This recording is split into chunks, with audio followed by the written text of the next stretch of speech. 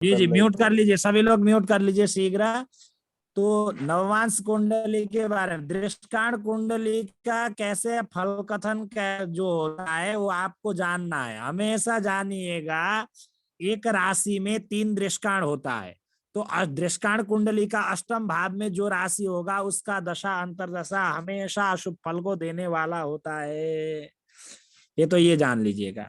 और दृष्टांत कुंडली से ही फल कथन, जिस जिस ग्रहों की दशा अंतरदशा होती है वो कब कब फल देने वाला होता है, ये विषय में आगे मैं पढ़ाऊंगा। जब दशा फल के बारे में पढ़ाने के लिए आएंगे तो यहाँ लिख दिया है, आद्य दृष्टांत अगे खेटे दशारंभे फलम वदेत, दशा मध्य फलम वाच्यम, मध्य दृष्टांत अगे सती, अंते फलम तृतीयस्ते व्यस्तम खेटे च वक्रगे। अब ये जो आपको पूरा बोल दिया, एक राशि में जो 30 अंश होती है, 0 से लेकर 10 अंश पहला दृष्टांत, 10 अंश एक कला से लेकर के 20 अंश तक आपका दूसरा दृष्टांत, और 20 अंश एक कला से लेकर के 30 अंश तक तीसरा दृष्टांत। अब इसमें एक क्या नियम है कि अगर ग्रह मार्गी है, 0 अंश से लेकर के 10 अंश के बीच में बैठा है तो दशा के प्रारंभ में फल देगा। अगर 10 अंश एक कला से लेकर के बीच में बैठा है तो दशा के मध्य में फल देगा, और 20 अंश एक कला से लेकर के 30 अंश के बीच में बैठा है तो अंतिम में फल देगा। अब इसमें वक्री अगर ग्रह होता है तो उसका विपरीत फल को देने वाला होगा। अगर वक्री ग्रह 0 अंश से लेकर के 10 अंश के बीच में बैठा हो कुंडली में, तो दशा के अंतिम में फल देगा। और 10 अंश एक क्लास से लेकर के 20 अंश के बीच में बैठा है वक्री ग्रह तो मध्यम में ही फल देगा, इसमें कोई परिवर्तन नहीं है।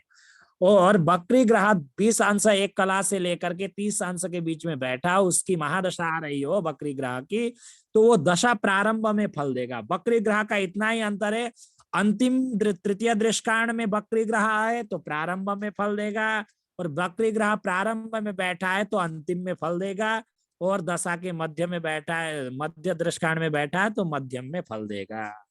ये सूत्र भी समझ में आ गया, सभी को स्पष्ट हो गया? आएगा गुरुजी, आएगा। जी गुरुजी। चलिए चलिए आगे पढ़ाऊंगा मैं, थोड़ा सा आप लोगों को थोड़ा सा दृष्टांत कुंडली पढ़े, इसका महत्व क्या है ये गुरुजी जो जानने के लिए बात बता रहा हूँ। गुरुजी जो गुरुजी गुरुजी दृष्टांत ये कुंडली जो के बकरी अंदर है जैसे दशा ग्रह चल रही ये है, जी जी। मैं ये कहना चाह मैं रही गुरुजी कि दृष्टांत कुंडली में जैसे दशा चल रही चंद्रमा की, और चंद्रमा अपने ही घर में बैठा हुआ है और 23 अंश का है, तो वो उत्तरार्ध में फल देगा तो शुभ देगा या अशुभ देगा? वो हमको दृष्टांत से देखिए, अष्टमेश दृष्टांत नहीं है तो उसका कोई बात नहीं, हमको लग्न कुंडली देखना है सबसे पहले। ठीक है, लग्न कुंडली जो है, लग्न कुंडली में किस स्थिति में है ग्रह, तो वो देखना है। लेकिन दृष्टांत कुंडली जो 36 होते हैं, मतलब जो है एक 36, देखिए एक राशि में 3 दृष्टांत होते हैं, 12 राशि के टोटल 36 वो होते हैं। 22 नंबर का जो दृष्टांत होगा वो हमेशा शुभ फल को देने वाला होगा, इतना जान लीजिए बस। आगे पढ़ते हैं नवमांश कुंडली के बारे में। सिर्फ 22 नंबर वाला गुरुजी ना, बाकी सब नहीं? बाकी के बारे में बाद में बताएंगे, पहला इतना ही जान लीजिए। ठीक है, अब हम जानते हैं फिर ये नवमांश, बकरी ग्रह कैसे होता है? बाद में चर्चा करेंगे, अभी पहले पढ़ लीजिए, एक विषय को पहले पढ़ लीजिए। नवमांश कुंडली, नवमांश कुंडली किसे कहते हैं? एक राशि में जो 30 अंश होती है उसको 9 भाग कर देने को नवमांश कहते हैं। अर्थात ये देख रहे हैं आपको, 30 अंश है, 9 से भाग करेंगे तो 3 नम 27, 3 बचा शेष, तो 3 को 60 से गुणा करेंगे तो 180 होता है, तो 180 को 9 से गुणा करेंगे तो 20 बार जाएगा, 180 जीरो।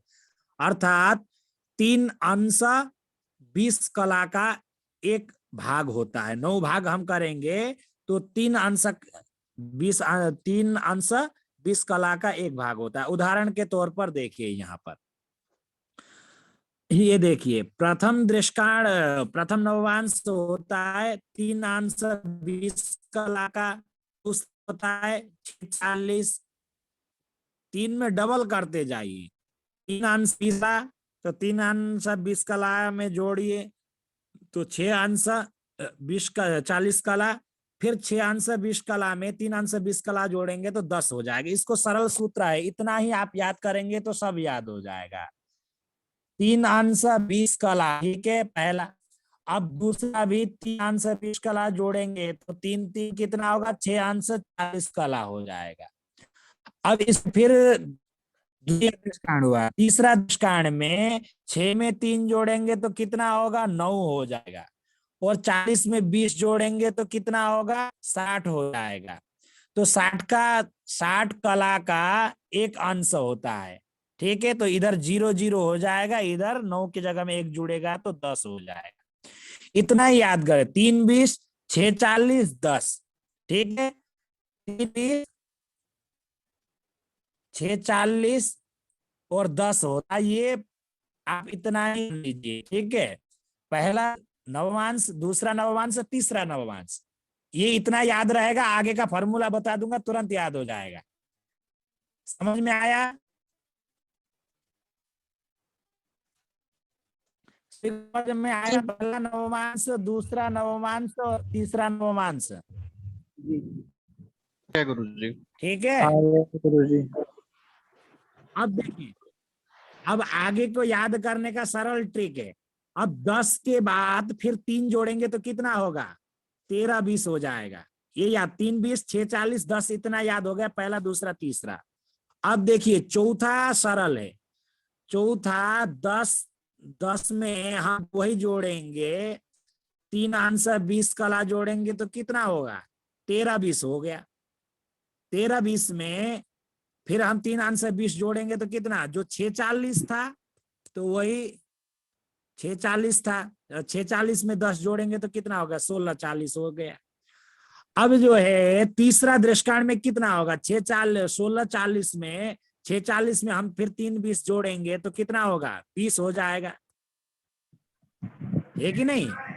यहाँ दिखाई दे रहा होगा 3 20 6 40 10, ये पहला आपको समझ में आएगा, वही आप जोड़ना है। फिर 10 में 3 20 जोड़ दिए तो 13 20 हो गया। 13 20 में फिर जोड़ 6 40 तो आपका देखिए 40 रहेगा। फिर आपका 10 का डबल कर देंगे तो 20 हो जाएगा। पहला में 3 20, दूसरा में 6 40 और तीसरा में 10 हो रहा है। तो चौथा में 13 20, फिर 16 40 और उसके बाद छठे नंबर नवमांश में 20 हो रहा है। फिर आगे का फॉर्मूला वही है। फिर 20 के बाद 3 20 जोड़ेंगे तो 23 20 हो रहा है, सातवां। 23 20 में फिर 3 20 जोड़ेंगे तो 26 40 हो रहा है, और 9 नंबर में 30 अंश हो रहा है। इतना समझ में आ गया? जी गुरुजी। अब ये आपको अभी प्रैक्टिकल कराऊंगा तो किसका नवमांश याद कराने का सरल ट्रिक है वो मैं बताऊंगा। अब मान लीजिए, अब एक कुंडली में ओपन करता हूं, हमको कुंडली में जैसे देखिए, अब ये मंगल जो ग्रह, यहाँ सबसे पहले जो कम अंश में है उसको नापते हैं, उसको जानने के लिए प्रयास करेंगे। तो सबसे कम अंश में कौन सा ग्रह बैठा है हम यहाँ देखते हैं। तो यहाँ जो बैठा है, शनि बैठा है, मान लीजिए मीन राशि पर, ठीक है। अब शनि जो मीन राशि पर कौन से कितने नंबर नवमांश में, हमें जानने के लिए 3 20 पहला है, फिर 6 40 दूसरा है, 6 40 के बाद 10 तक तीसरा नवमांश है। तो शनि ग्रह 9 अंश में बैठा है, तो आपका तीसरे नवमांश में है। समझ में आया कि नहीं आया? आ गया गुरु जी, गुरुजी, आ एक गया। बार यहाँ वापस पर बता पता दीजिए। चलता है कि कौन सा भगवान से मिला है। अब देखिए, गुरु जी पुनः शनि- बताइए। अब देखिए ध्यान से सुनिए। शनि जो ग्रह है, हमने क्या जाना था, 3 20 का प्रथम नवमांश है, फिर 6 40 का दूसरा नवमांश है 6 40, और 10 नंबर तीसरा नवमांश है, ठीक है। तो शनि जो ग्रह ये धनुराशि में बैठा है, पहले नवमांश में दूसरे नवमांश में नहीं है, तो कितने नवंबर ने नवमांश में नवमांश में हुआ, तीसरे नंबर में हुआ, तो ये गुरु क्योंकि जी 6 40 से 10 के बीच में हुआ शनि। गुरु जी ये नवमांश कुंडली के तीसरे भाग में चला जाएगा ये? हाँ, वो मैं बताऊंगा। अभी ये शनि तीसरे नवमांश में है, इतना ही समझ लीजिए बस। ठीक है। अब 10 तक आपने ये जाना। अब ये देखिए 10 से आगे जब जुड़ेगा चौथा नवमांश होगा, कितने में होगा? 10 में 3 20 जोड़ेंगे तो कितना? 13 20 हो जाएगा चौथा नवमांश।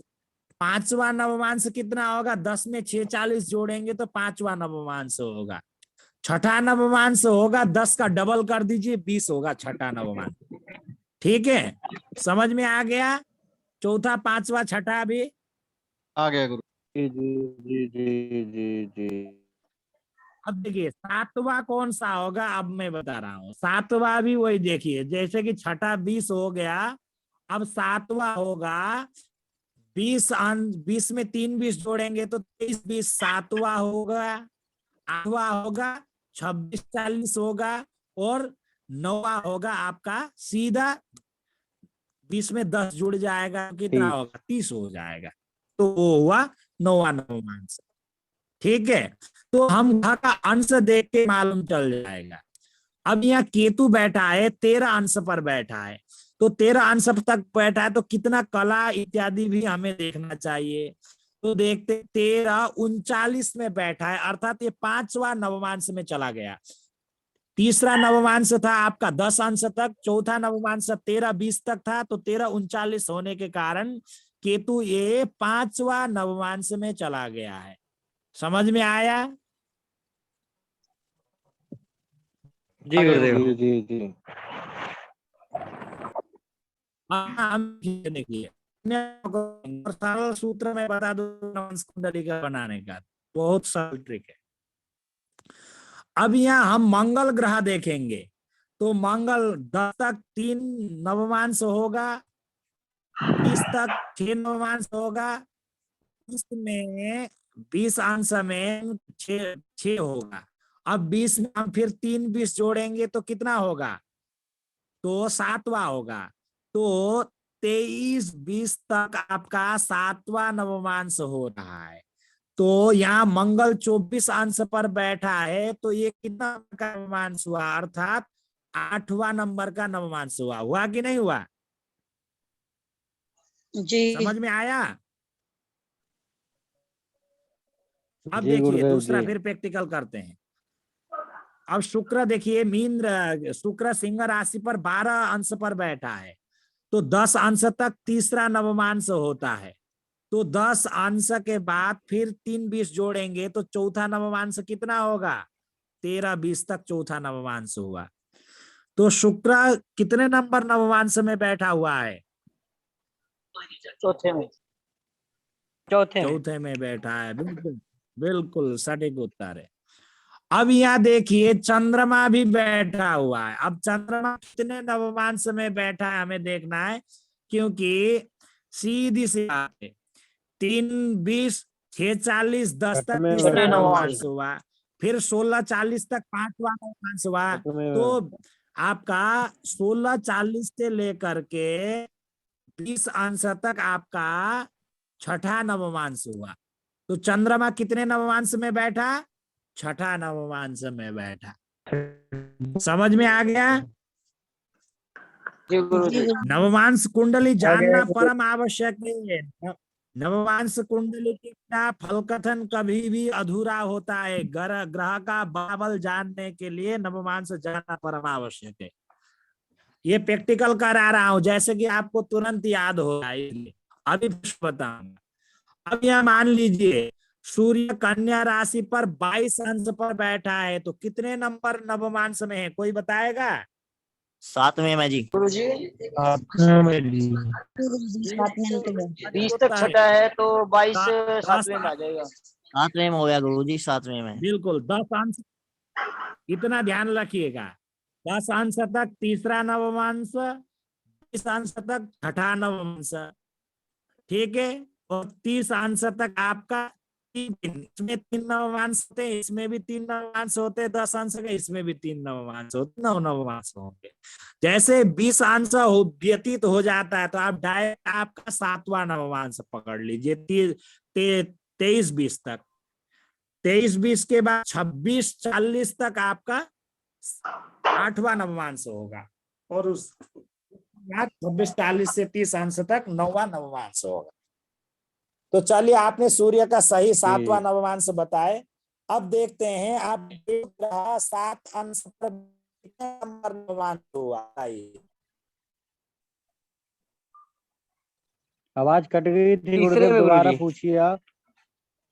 तीसरे में गुरुजी, तीसरे में। बुध ग्रह 7वें अंश थोड़ा, हाँ, बुध ग्रह जो है 7वें नवमांश में स्थित है, तो कितने नंबर हुआ बताइए। तीसरा गुरुजी। तीसरा गुरुजी, तीसरा। हुआ, बिल्कुल तीसरा हुआ, बिल्कुल सटीक उत्तर। ऐसे ऐसे तुरंत तुरंत याद होना चाहिए, बहुत बढ़िया। तो 3:20 पहला, 6:40 दूसरा और 10 तक तीसरा हुआ। तो सभी को समझ में आ रहा है, कोई कठिनाई तो नहीं है। नहीं जी। अब गुरुजी आराम से कठिनाई, गुरुजी कठिनाई ने बस एक प्रश्न मेरे मन में संशय है। हाँ, जी गुरुदेव। बताइए क्या संशय। संशय ये, संशय में हम जो लग्न रहेगा वहां से स्टार्ट करेंगे, और चंद्रकुंडली में जो राशि रहेगी उस वहां से स्टार्ट करेंगे कि ये इस नंबर से भरेंगे, और ये नवांश रहेगा ये कहाँ से स्टार्ट करेंगे। इधर सुनिए, अभी देखिए, आपका स्पष्ट बात समझ में नहीं आ रहा है, आवाज कट कट के आ रहा है। मैं इतना बता, सबसे पहले नवमांश कुंडली बनाने के लिए हमें सबसे पहले क्या करना होता है कि लग्न कुंडली कितने अंश भोग कर चुका है, इसका पहले नवमांश कुंडली का लग्न बनाने के लिए हमें लग्न कुंडली का अंश देखना होगा। यहाँ 14 अंश 0 कला 40 विकला है, तो ये कितने नवमांश में है। 10 तक आपका तीसरा नवमांश, 13-20 तक आपका चौथा नवमांश, 13-20 से 16-40 तक 5वां नवमांश। तो लग्न कितने नवमांश में है, 5वें नवमांश में है। 5वें में। 5वें में है, ठीक है।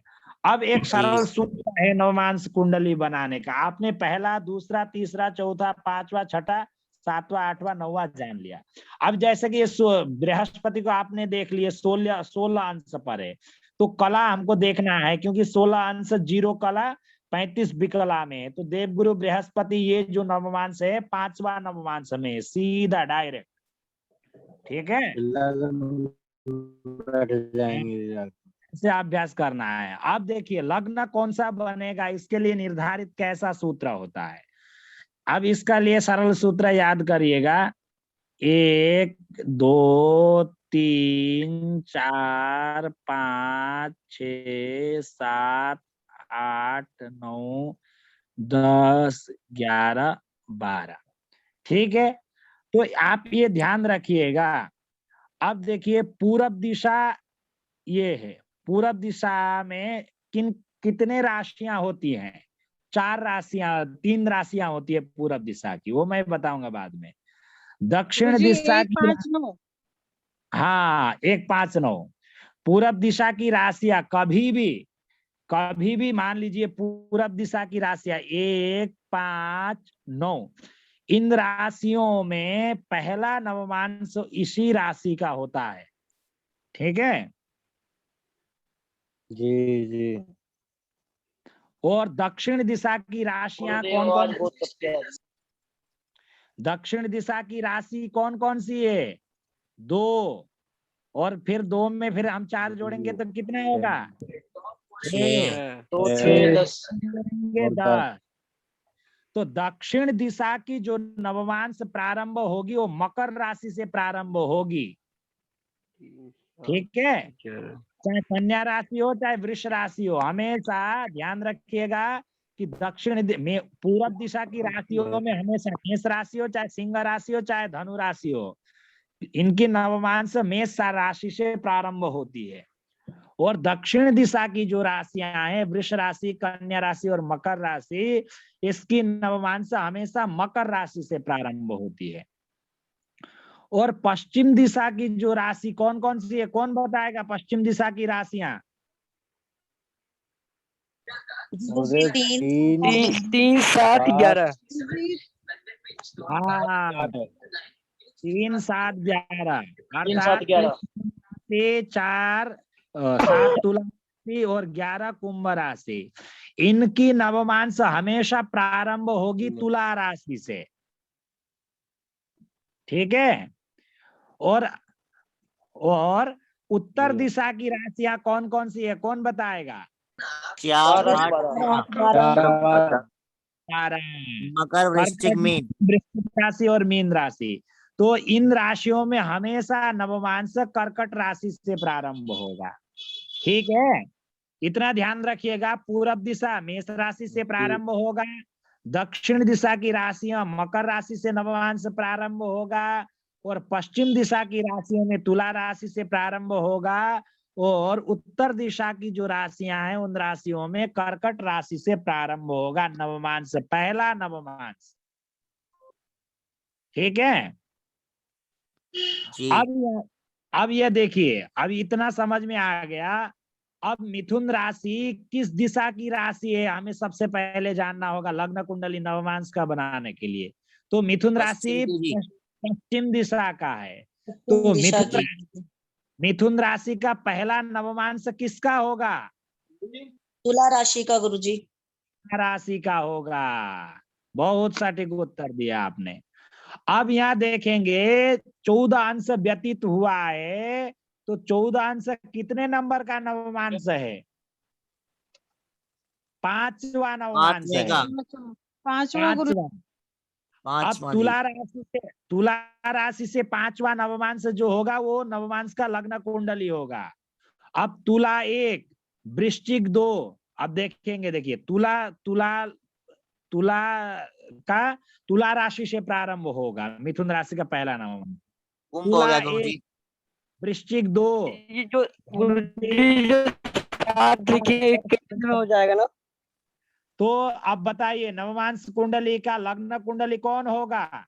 कुंभ होगा गुरुजी। कुंभ होगा। आप देखते हैं सही है कि नहीं है, देखते हैं। ये देखिए, ये नवमांश कुंडली का कुंभ लग्न आया कि नहीं आया? आया। जी गुरुजी। आएगा गुरुजी। हाँ, ये हुई ना बात। गुरुजी पुनः एक बार यही से फिर पीछे, थोड़ा सा खाली पीछे हल्का सा। वो चार्ट में मैं अच्छी तरह से अब देखिए, ये देखिए। अब यहाँ देखिए, अब हमको पूरब दिशा की राशियों में मेष राशि से प्रारंभ होगी। पूरब दिशा की राशियां कौन कौन सी? मेष राशि, सिंह राशि और धनु राशि। 1 5 9। 1 5 और 9 ये पूरब दिशा की राशियां। इन 3 राशियों में सबसे पहला नवमांश अधिपति होगा वो मेष राशि होगा। मेष राशि होगा।